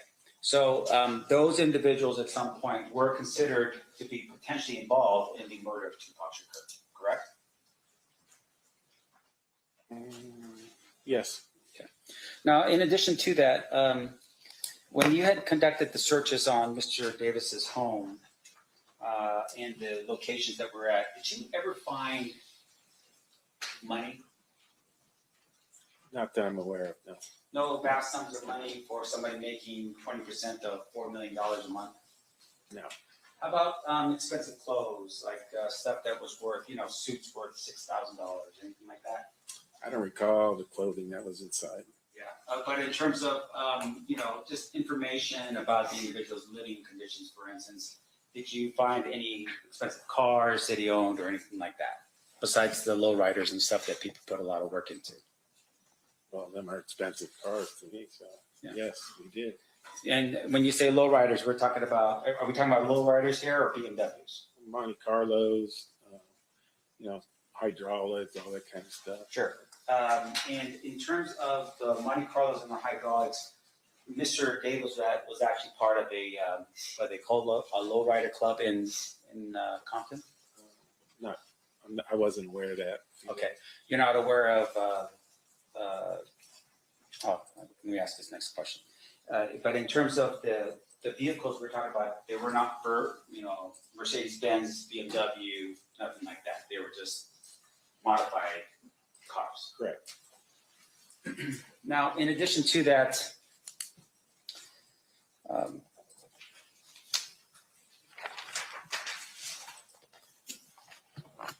does your going back to your book, do you have anything in here like a disclaimer that says that, hey, we can't verify the truthfulness of the book at all? I'm not sure. All right.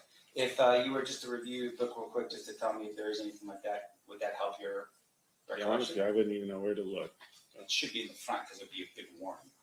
You want to check it out? No, there's nothing in there to that effect then. And would it be? Have you ever read a guy by the name of Greg Kading's book, Murder Rap? Some of it, yes. Can you tell us who Greg Kading was? He was an LAPD sergeant. Okay. Did you have any interactions with him? No. Did he share in any investigation that you were involved in? No. Did your partner have any work with him? Yes. And the work that we're talking about is in the task force that was assigned to investigate the murder of Biggie Smalls. Correct. And he was part of Tim Brady was part of that along with Mr. Kading. Correct. All right.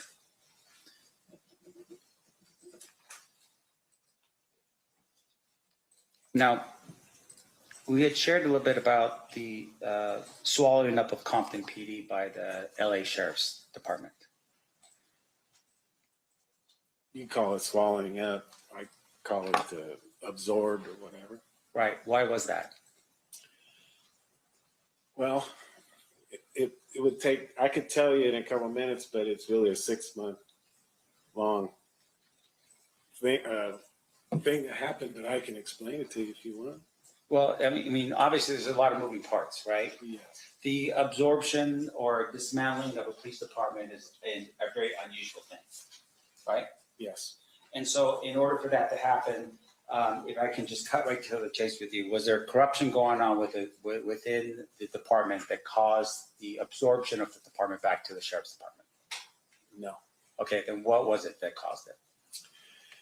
It was the mayor, Omar Bradley, at the time was being investigated by the FBI. He found out that he was being investigated by the FBI and he blamed our chief, right? So what he did is he put our chief and a captain off on administrative leave and he made some allegations of missing narcotics, okay? Now these guys were 2 30-year veterans with prestigious careers. Our department elected to do a vote of no confidence against the mayor. And this really pissed the mayor off. And he went to the city council and they voted to bring in the sheriffs. And they never asked the citizens if that's what they wanted. He just did that upon himself.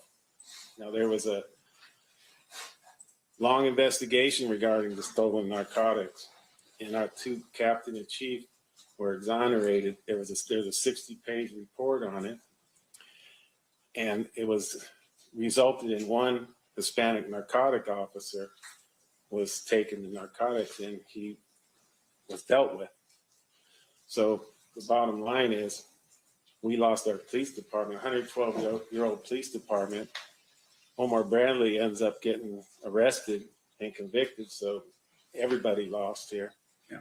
And as a result of that, I think you told us earlier, you didn't stay in the city of Compton, or you got reassigned to another city. No, I stayed in the city of Compton for a year, and then I elected to go to another agency. I see. All right. And then while you were there, the other thing that you did, and you shared with us a bit about the fact that you were very well versed in the gang culture in Compton, right? Correct. And in terms of the well versed, meaning that you can identify and see patterns of behavior that would indicate to you maybe gang activity, for instance, right? Yeah. And that would also include how a person dresses. We talked a little about that. I apologize. Like for instance, even like the way a person dresses and lives, right? That would help you determine maybe potentially that person's associated with a type of gang. Yes. Like in this case, No. No, all right. But with regards to the way it's set up, though, is that did you at any point ever determine that Tupac Shakur was a member of a gang? No. Why not? Because he wasn't. And when you say that, I mean, obviously he's associated with the mob or with the death row label. Correct. And he was also at that particular point hanging around with Suge Knight. Correct. And Suge Knight was an identified Mob Piru or an associate of the Mob Piru. Correct. As well as other people who were Mob Piru, like Mob James, for instance, that was in that association. Yes. His entourage were all Mob Piru gang members. Okay. But you're telling us right now that Tupac was not a gang member? No. Just because he was hanging around these people did not make him a gang member. Correct. Now, fair to say, of course, that even in the death row record label, there were actually Crips that were assigned, that were part of that label as well, right? Yes. That would have been Snoop Dogg. Correct. That would have been Dr. Dre. I'm not sure about Dr. Dre. How about, who's the other one that I'm thinking of? Is it Easy? He wasn't associated with that record label. I don't think he was. You tell me, because I'm just, I'm trying to figure it out. But fair to say, though, that within business, it wasn't about a color as much as it was about money, right? You're making money, and so you're not isolating one segment of the population from the other in terms of your product. Correct. Okay. Now, with regards to Mob James at that particular point, you had told us that you believed he was an OG at the time. Did Mob James have any indication for violence? I never investigated him for any violence because he was in jail when I was, most of the time that I was in patrol and in the gang unit. And I don't know exactly when he got out, but when he got out, he was already older. He didn't really hang out with the younger gangsters. I see. And with regard to this retaliation thing we talked about, you said there was some concern that once the shots were fired and Tupac was hit, that there was concern that there was going to be some type of gang war back in Compton, right? Yes. Now, you shared with us a little bit how this worked. You were asleep in bed, and you get a call early morning from Reggie Wright Sr. I don't recall if I was asleep in bed, but I was at home. Okay. And can you tell us what time that you received the call from Reggie Wright Sr.? I don't recall. It was a long time ago. Okay. But what would have been still that evening or that night? Yes. Not the next morning or anything like that. And the reason why he would have called you is because he was your direct boss. Yes. Okay. Now, in addition to that, you had also mentioned that this retaliation, the shootings that occur after, you have, is it Mr. Grimm's was the first shot fired between the Mob Piru and the Southside Crips? Was he the first one shot? Darnell? Yeah. Yes. And then after Darnell, who was the next person shot? I believe it was the next day at 713 North Bradfield. I believe 2 people were shot, and that's in Piru territory. You know if they were Piru? They were. They were. And do you know who shot them? No. Now, with regards to the Darnell Brim, do you know who shot him? No. Now, in terms of the 2 Piru that were shot the morning after Mr. Brim, do you know how the order was given out for these people to be shot? No. So no phone records, for instance, from Mr. Davis indicating that he wanted these people shot or anything like that? Correct. Now, after the 2 Piru were shot, what happened next? I believe later on, another person was shot at Pine and Bradfield in Mob Piru territory. And was that person a Crip or a Blood? The person that was shot was Piru affiliated, yes. Okay, so 2 Pirus are shot that day, and then later on that day, another Piru affiliate was shot. Yes. All right, and do you know if that was an order that was given out by anybody to shoot that Piru? No. Okay, and then the next Piru the next person shot after that was who? I don't recall the name, but I believe it was the 80 something South Ward Street. And Was that's that- in Crip territory? And so that person was a Crip? Yes. All right, and that shot occurred when did that shooting occur?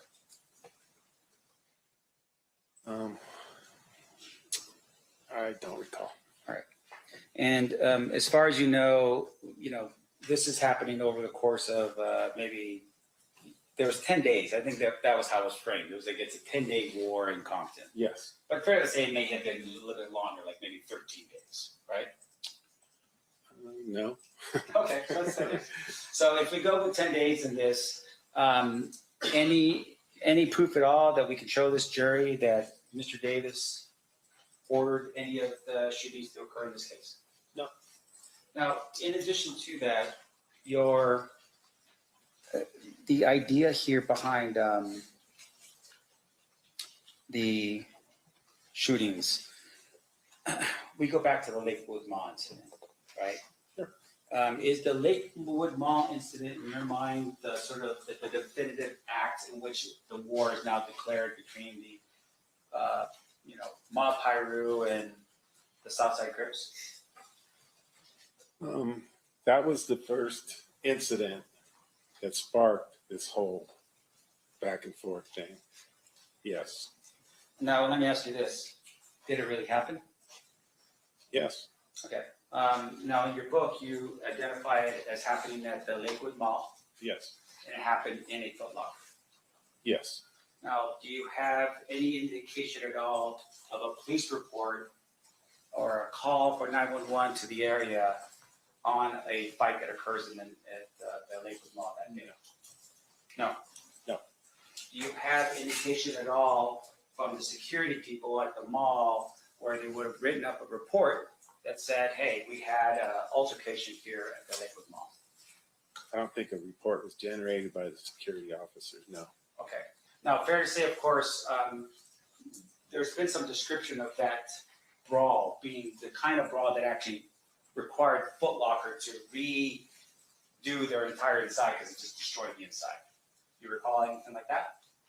I never heard anything like that. I just know there was a fight at the Foot Locker. Right. You heard there was a fight, but you never made any effort, for instance, and it's not your job because it's Lakewood, right? Correct. But in essence, no verification that even Foot Locker was contacted to say, hey, did a fight break out over here on this particular day? Nothing like that. Don't recall. So in essence, what we have right now is what you had heard from people on the street as to what happened at this Lakewood Mall incident, right? Yes. Now, some people, I would assume, thought that the shooting of Tupac was in retaliation, or maybe the fight of Tupac and Orlando was in retaliation to what happened at Lakewood Mall. But as you're sitting there right now, you don't have any actual proof of the Lakewood Mall incident actually occurred. No. Okay. Just, Now, in addition to that, we had heard from you a little bit about, I'm sorry, I just have to make sure I got all my notes here. We talked a little bit about your identifying of a shot caller, right? Now, a shot caller is somebody who basically tells people what to do. Yes. And you had said that the shot caller is somebody that if an order is given to one of the other lower people on the totem pole, they have to follow that order. Correct. All right. And in this particular regard, you don't know, for instance, what happened in Las Vegas, who did anything in terms of a shot call or anything like that, right? I don't understand the question. Meaning you don't have any proof for us today that says that, first of all, even if Keefe was in Las Vegas, right? You don't have any proof of that. His own admission. I mean, Besides the admission, you don't have any actual like physical evidence that supports that, right? Correct. And then in terms of his admission, did you ever verify what he was telling people to see what he was saying was true? as far as what? Being in Las Vegas. Did I? Yeah. No. Okay. So in terms of the information that was given, you're just saying that because Mr. Davis was a drug dealer and maybe had provided money for the Southside Crips or something like that, that because of that, he is a leader in the Southside Crips. Well, there's more to it than that. Sure. But I just want to make sure I'm clear about something here. In terms of your investigation in this case, did Keefe ever order a hit on anybody before or after the shooting of Tupac Shakur? Not that I know. I have no further questions. Thank you. All right. Redirect by Mr. Paul. Yes, let's start where Mr. Sam left off. So, Mr. Samt asked you if you had any proof that Mr. Davis was in Las Vegas at the time of the Tupac Shakur murder. And your response was, his admission. Is that what you're saying? Right. Now, you have investigated hundreds of homicides, is that right? Correct. Have you ever relied on a defendant's or suspect's admission to form a case? Yes, sir. In fact, in gang cases in particular, where witnesses are scared to come out, is a defendant's admission of committing a murder powerful evidence used to prosecute. Yeah, that's how basically that's how most of our gang crimes get solved, is by self-admission or incrimination. Okay, and then Mr. Samt asked you about you don't know that whether or not Mr. Davis ordered the hit. And to be fair, you weren't in the Cadillac, were you? No. Okay. But let's go through Mr. Samt's logic. You had said that Mr. Davis was a shot caller within the Southside Crips. Is that fair? Yes. And then let me pose this to you. If using Mr. Davis's admissions, if Mr. Brown, Terrence Brown, DeAndre Smith, and Orlando Anderson, and Mr. Davis are in a car, who is the leader in that car? Mr. Davis. Who is the shot caller in that car? Mr. Davis. And so if a shot is coming, if those four people are in a car and shots are coming out of that, who has to give the authorization? Mr. Davis. Okay. So if Mr. Davis is in the Cadillac, he's the one calling that shot. Absolutely. If he tells them not to do it, say, let's handle this back in Compton, they wouldn't have had a shooting. If he sanctioned it, then there'd be a shooting. And Mr. Orlando Anderson, he was what you had called a gangster, right? Absolutely. So he would be the person that would have to listen to Mr. Davis. Yes. And so was it in your experience, knowing the roles of everybody in that vehicle, could Mr. Anderson shoot that gun with Mr. Davis in the car without Mr. Davis's permission? No. Now let's talk about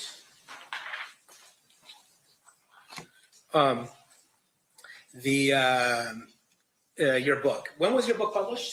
2017. Okay, so that would be well after Mr. Davis's proffer statement, correct? Correct. be well after his 2009 statement to the Las Vegas Metropolitan Police Department. Correct. And it might be contemporaneous, we don't know, to the time of his statement to the death row. Correct. Regarding the, I want to talk a little bit about the LA Sheriff's Office absorbing the Compton Police Department. Is it fair to say that a function of that transfer was that some of the evidence that was retained from those search warrants just were, for lack of a better term, lost? Yes, I mean, I didn't know it at the time. I mean, we just switched police departments and they absorbed us and they kind of were responsible for all the evidence too. So I don't know what happened to it after we got absorbed by the sheriff's department. Mr. Sanf mentioned Reggie Wright Sr. to you. Did Reggie Wright Sr. ever ask you to work on behalf of the mob pirates? No, Did you ever work on behalf of the mob pirates? never.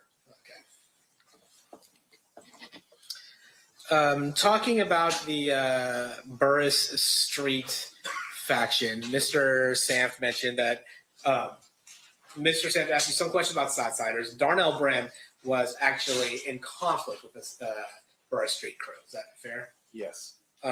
But Michael Giroux was a member of the Southside Compton Crips, the Burris Street crew. Is that fair? Yes, I think he went by a Little Owl. Is that right? that is correct.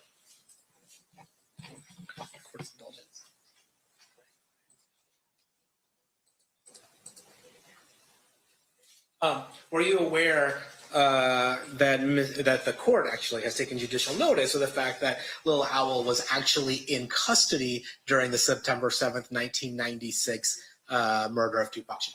That is correct. It'd be kind of hard for him to be the person responsible for the murder of Tupac Yeah. Shakur. Okay. Now, Orlando Anderson, he was also a member of the Burris Street crew. Is that fair to say? Yes.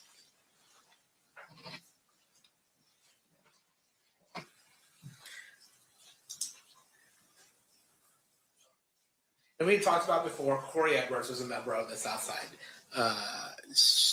Southside Compton Crips Burris Street crew. Is that Yes. right? Conceal pacifist. Read cross, Mr. Sanf. Thank you, Your Honor.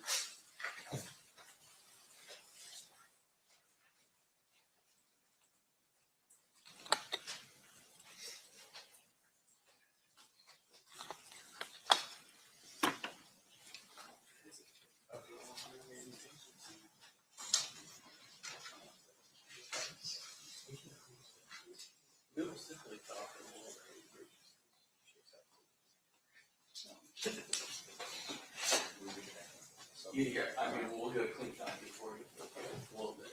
I don't have that.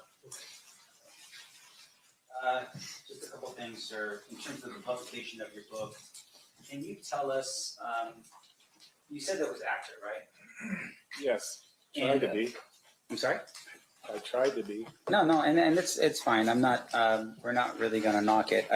I just wanna know that at some point in here, you do identify Mr. Davis as Keefe, E.D.I, correct? Yes. Do you recall the spelling of his name in the book? No. Do you recall how you spelt his name? No.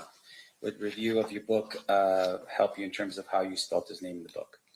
Sure. Okay.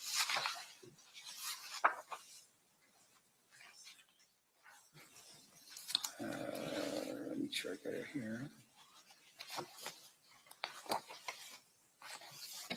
You want me to approach? You may.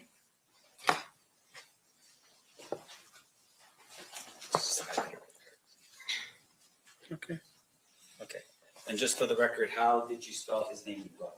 Keefe. And do you have any reason to doubt the accuracy of your spelling of his name? I could be misspelled. I don't know. Yeah. I don't. Go ahead. No, go ahead. No, but in terms of, for instance, I would imagine during the time period that that's not a usual name, Keefe. No. And you would have learned that name Keefe was more of a nickname. Correct. It wasn't his birth name, for instance. Correct. And in terms of that name itself, you would have had, like, say, for instance, field interview cards. If you ever ran across individuals, you would put their names down and maybe their monikers or their street names or their nicknames, for instance. Correct. Did you ever fill out a field interview card for Mr. Davis? I don't think I ever did, no. And once again, these field interview cards that you would have used are cards that would help law enforcement identify people that potentially are gang affiliated. Yes, it does help, yes. Yeah, and what usually would happen, I would assume, is that when you happen upon someone that you're speaking to and you identify him to be maybe a member of a gang, you would write out information about him, including his nickname and so forth, on a card that would help other law enforcement know whether or not they're affiliated with a gang or not. Correct. So in this particular regard, though, you being the detective for the gang unit in Compton, which according to your book was actually very small. At some point, it starts out with you and Tim as being the main gang detectives in Compton. Yes. And so you had a lot of people to go through, but even then, you don't recall ever filling out a field interview card identifying him as a gang member. No, but he self-admitted it to me. I mean, we go out there, that's all, I see the same people every day because Compton's such a small city. So every time I saw someone, if I stopped and filled out a field card, that's all I'd be doing. So I talked to these guys and they self-admitted to me. They tell me their nicknames. Yeah. So And that's of what course, happened with Mr. Davis and I. and fair to say again, once again, this is a form of keeping records, right? Is that if you ever have a police officer who's not with your same knowledge and experience on those streets, they could look at those field interview cards to help them determine who Mr. Davis is, right? That's correct. No further questions, John. Any redirect? Yes, sir. We redirect, actually. With regards to Mr. Davis, did he ever hide the fact that he was a member of the Southside Compton Crips? No. Was he actually quite open and proud of the fact that he was a member of the Southside Compton Crips? Yes. Objections to that speculation and description. Okay, I'll actually rephrase. Okay, Did so I'll Mr. sustain. Did Mr. Davis evince behavior that made you believe that Mr. Davis was proud of being a member of the Southside Compton Crips? Yes. And to your knowledge, did he ever hide being a member of the Southside Compton Crips? No, whenever I would see Mr. Davis, he'd always be in the company of other Southside Crips too. And did he ever self-identify as a member of the Southside Compton? Yes.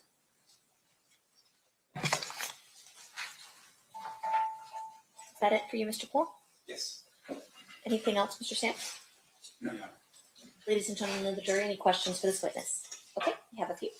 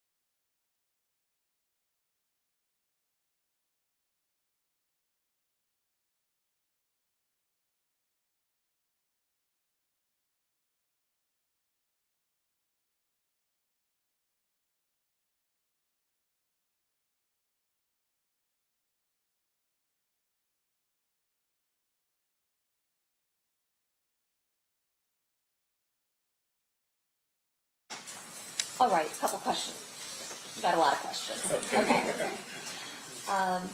Why is Tupac not seen as a mob pyro while in company of other members, but Mr. Davis is? Well, there's nothing that documented Tupac as a Pyru. Now, he associated with them, but he didn't live their lifestyle. He was a rapper. So he did show some allegiance to the mob Pyru. However, he wasn't active. He wasn't out in the streets gang banging or whatever. He was this rap mogul. And I think he liked that lifestyle. Okay. From what you have observed regarding Reggie Wright Jr., would he have been considered affiliated or in connection with Mob Pyru or any other gangs? No. Reggie was the head of security for Death Row Records. He was actively employed, and the difference is the entourage, they were paid by Suge Knight, but they played a different role.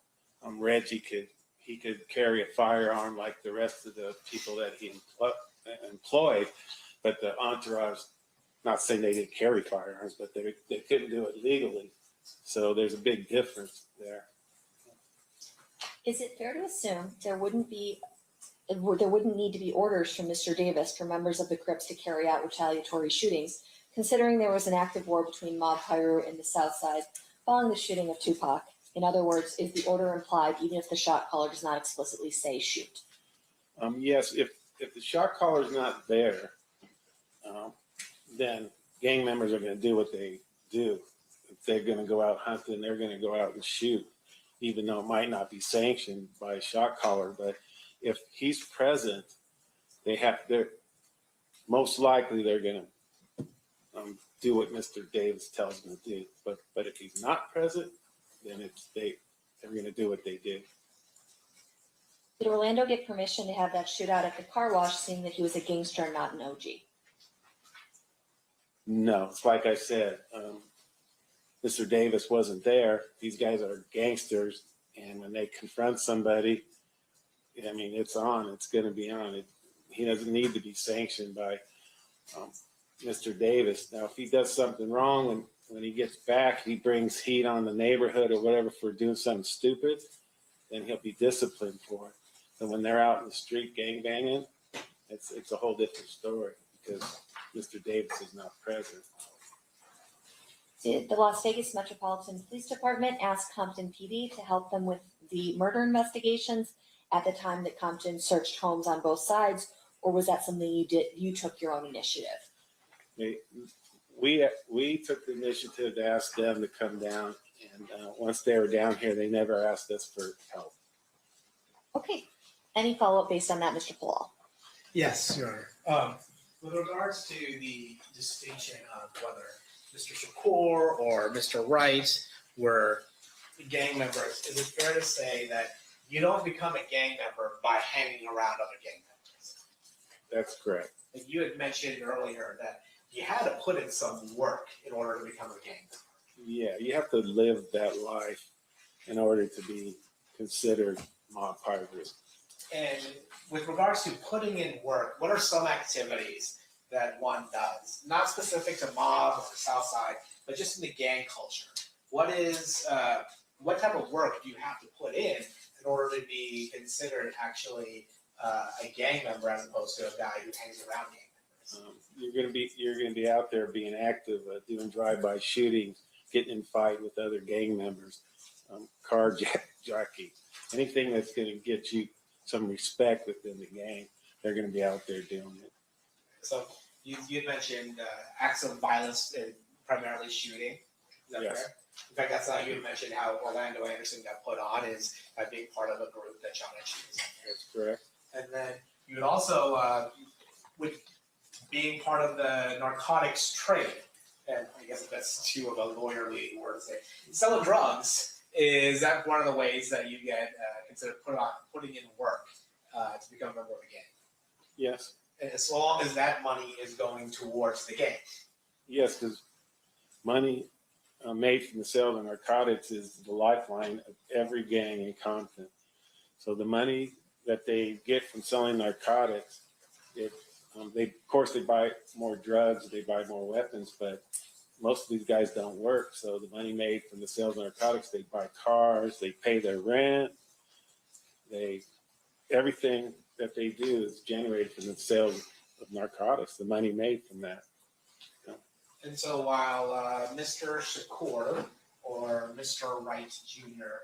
may have been around the mob pirate, is there anything to suggest that they were putting in work to become members of the mob? Definitely not. And let's contrast that with Mr. Davis. Was it, in your observation, training, and experience with Mr. Davis, engaged in the narcotic sale for the purpose of benefiting the Southside Conference? Absolutely. So that's the witness. Okay. Any questions based on the juror questions, Mr. Singh?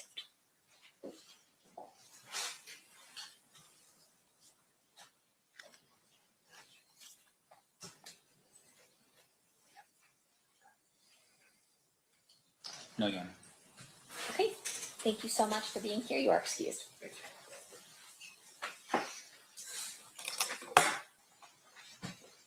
Last witness ready? Yes.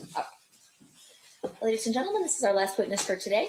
We are going to recess for the evening. During this recess, you are admonished not to talk or converse amongst yourselves or with anyone else on any subject connected to the trial, or read, watch, or listen to any report or commentary on the trial of any person connected with this case by any medium of information, including without limitation, newspaper, television, internet, and radio, or form or express any opinion on any subject connected with the trial until the case is submitted to you. We'll see you guys back here at 1 p.m. For further presentation of evidence. Please rise to the jury.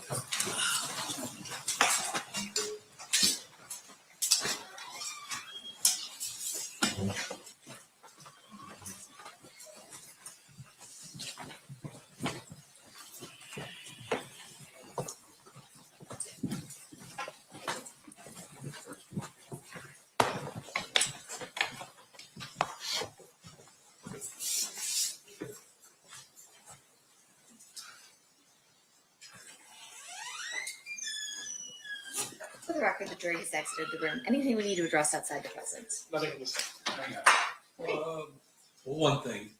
Mr. Shamp asked if we could admit the entire 180-page return from the search warrant. We had no objection to that, and so we will bring a clean copy from Mr. Shamp Okay. to put in tomorrow. Also, we still need to correct the 2017, the 717 transcript and audio. I'll have that brought forward tomorrow. What exhibit will the return be? I have no idea. Will it be a defense or state? It's the defense. Defense next in line, so that would be WW. WW. Okay, sounds good. Thank you.